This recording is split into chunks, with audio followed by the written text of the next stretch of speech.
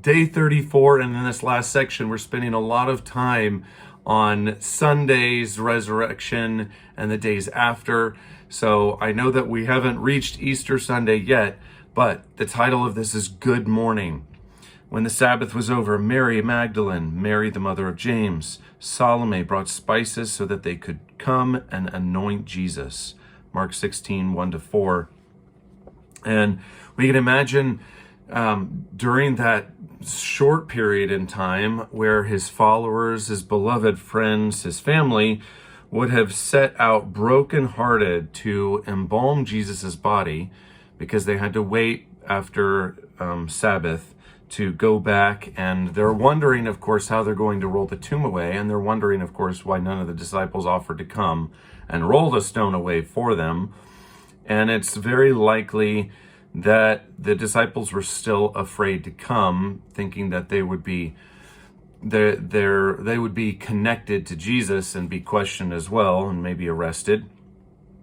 But this Sunday morning, Jesus gets up, of course, and without much fanfare, in Matthew 28:9, it says, "Greetings." And in Eugene Peterson, another theologian's translation, he says, "Good morning." Now, I find it really interesting that Jesus is king. He has defeated death, and that's his proclamation. Greetings, good morning. When Jesus is raised from the dead, appearing first to the women, then to Simon, Peter, and the others, it's more than what they could possibly imagine for a resurrection. It means that he really is the Messiah.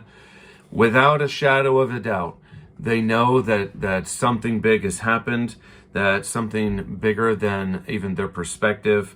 The revolution has started, but it started in a much different way than they thought. The world is changing, and you would think that Jesus would say, "Behold, I am king," or "Here I am, look, I'm alive." But no, he says, "Hello, good morning."